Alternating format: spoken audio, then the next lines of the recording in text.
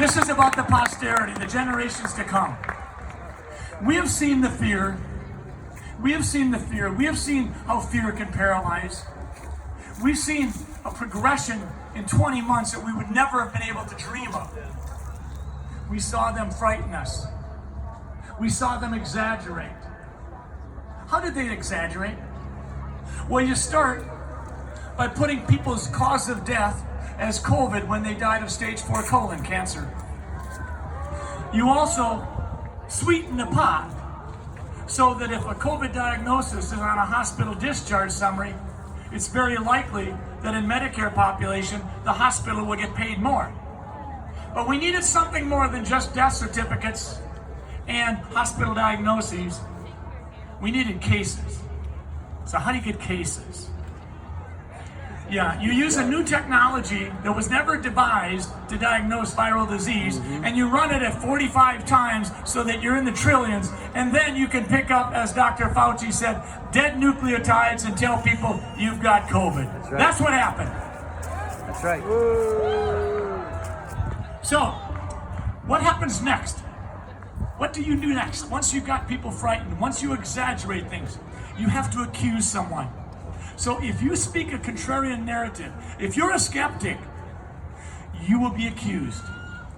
When I said to the Department of Health, I think you're making a mistake by asking us to do death certificates this way instead of the way we've been doing it for the last 20 years, I thought someone might call and say, hey, thanks for the heads up, Doc, we'll fix it. That's not what happened. They went after my license 4 times.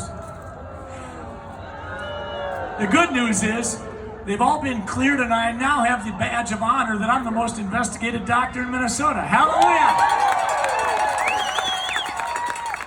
And I'm hoping that Governor Walz will be kind enough to offer me the opportunity to debate him once a month so that we can talk about exactly what were the grounds.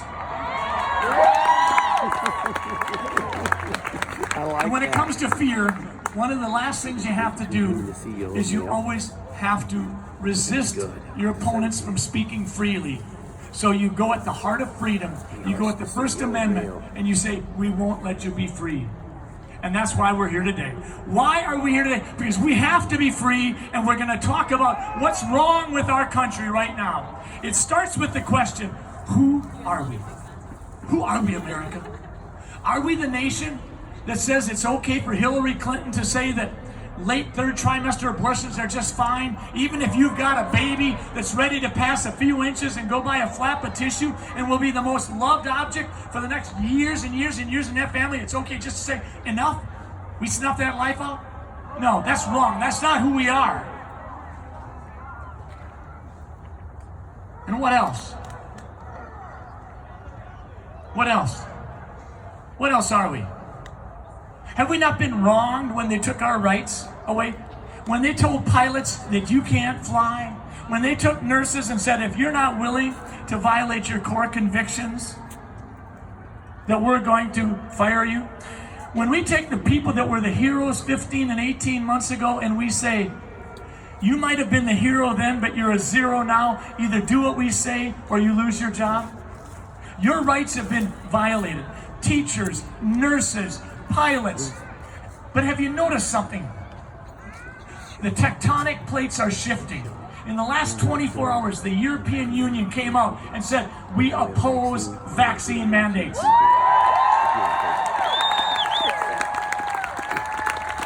Hundreds and hundreds of electricians walked off the job site because they said, we oppose vaccine mandates. It's happening all over the world. All over the world. But let's talk about what is a vaccine mandate. Well, what's a vaccine? A vaccine is not like a shot of penicillin in your butt because you got strep throat. A vaccine is a complex interaction between what is being taken in, whether it's oral or injected or by skin, or what's taken in and how is it going to intersect with your immune system. That's what a vaccine is. And that's what chemotherapy is when you have cancer. Now, can you for a moment think that the government is going to tell you how you are going to treat your breast cancer or colon cancer or prostate cancer or melanoma? That would be ludicrous. Well, in the same way, that's what makes vaccine mandates ludicrous. They are immoral, and they can be nothing more than that.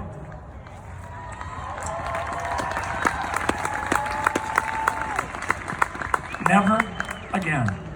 Never again should we have emergency powers used as nothing but a raw political tool by which elected officials get their way. And that's what happened.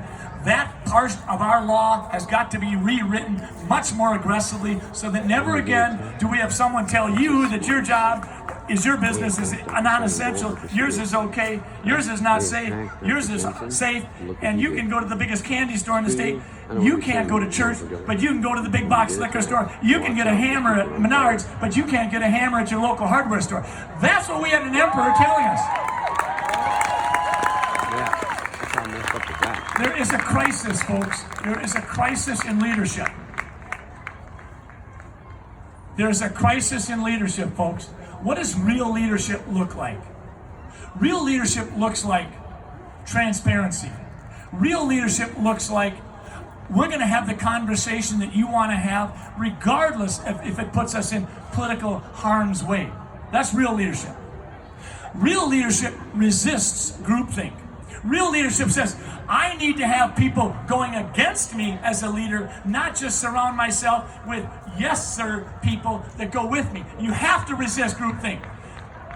And what else does real leadership do? Real leadership unifies. That's why you're here today, folks. You are not here to tell America or anyone else what you're against. You're here to tell them what you're for. You are here for health freedom. And the fact of the matter is, 250 years ago, Dr. Benjamin Rush said the same thing when he walked alongside George Washington's Continental Army. He said, if we don't have a health freedom amendment at some point in time, we will rue the day. And we are ruining the day. Fast forward 200 years and you get to Dwight Eisenhower saying to the American people in 1961, after he had completed 2 terms as president, he said, there may come a day when public policy is held captive to a scientific elite and a technological elite. What was he talking about? He was talking about a new set of lenses. And that's something I want you to take away today. Every one of you here that's wearing a pair of glasses or a pair of sunglasses, think of that. Everybody not wearing any kind of glasses, look at someone who is. Because what I'm going to tell you in the next 2 minutes is all about the lenses with which you see the world. We have got to change the lens with which we look at the world. The lenses we're seeing through today are triangular, and there are 3 points on those lenses. The first is big government. And did you know that when you decided to have children, you actually weren't going to share the responsibility with the state? They're your kids. They're your kids. Big government is at one tip of the triangle. Big Pharma is on another. Did you know that this year, Pfizer will generate almost half of their revenues through their vaccine alone? That the product will generate more money than the entire Minnesota general fund expenditure for this year? And what's the last tip of the triangle? We've got big government working with big pharma, and you know, it's big tech. It's big tech saying, if you say something that we don't like, we're going to cancel you. We're going to shut you down. We had a doctor, a surgeon in Fergus Falls, get let go last week because he's speaking a skeptical, contrarian narrative. He didn't do anything wrong. He didn't leave a clamp inside a belly. He didn't have someone bleed to death. He just said the wrong narrative. Between big pharma, big government, and big tech, we have got to start looking at the world differently than we might have 5 years ago. The world has changed drastically, and that's why you're here. Thank you.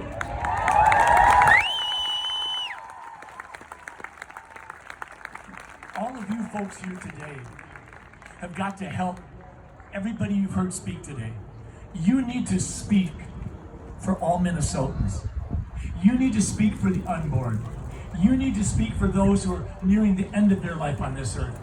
And you need to speak for the people who live in the twilight, who never had all the blessings and all the opportunities that we had. They were challenged from the get-go.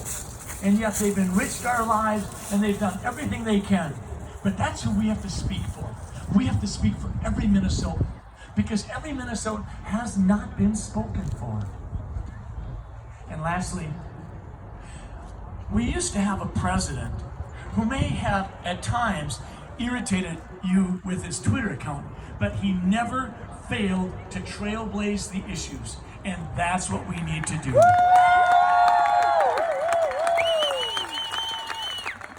The issues for us today may not be NATO or NAFTA, they may not be DACA or the wall, but they certainly are the southern border, the Mideast, China, and they certainly are what's happened to our freedom.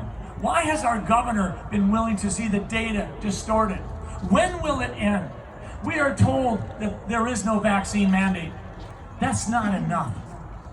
Tell the businesses there is no vaccine mandate. A vaccine mandate versus a de facto mandate are virtually equal. We are living under a vaccine mandate, and it shouldn't be so. We've got a governor who's competing with California Newsom and former Governor Cuomo from New York to see who can go the farthest. And you folks are saying, we've had enough. Yeah. So here we are, folks. As a family doctor, it has been the privilege of a lifetime. It has been the privilege of a lifetime to come alongside my patients and to earn their trust because I advocate for them. You got my vote! I've never had a patient walk that path of healing where they had to beat cancer or give up smoking or live with a chronic illness that said it was easy. But you know what? It's worth it, and it matters. As a governor, I would absolutely tell you this. Public safety isn't going to happen just because we want it. Public safety is going to happen because we're going to put cops back on the street and we're going to respect the work they do. Public safety is going to happen again because we are going to, and are right now, realize that it's on us. It is on us. And that's why we need to elevate and support and champion our Second Amendment rights like never before, never before.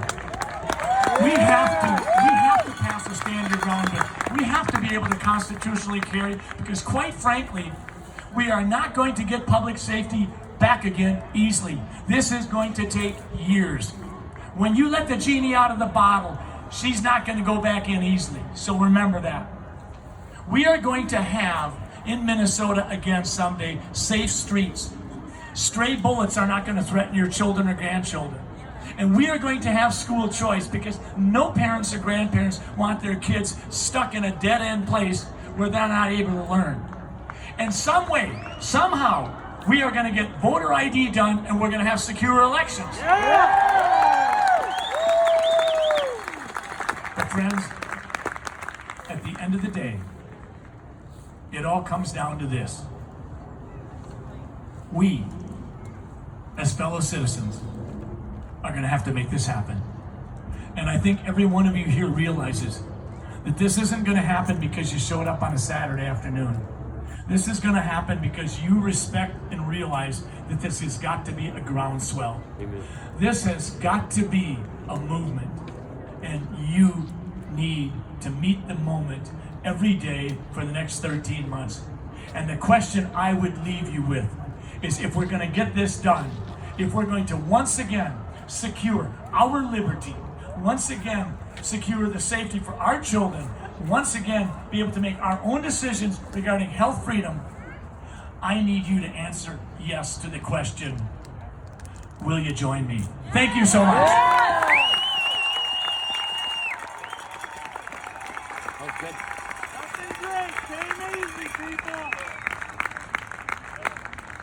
Let's give it one more time for Scott Jenson.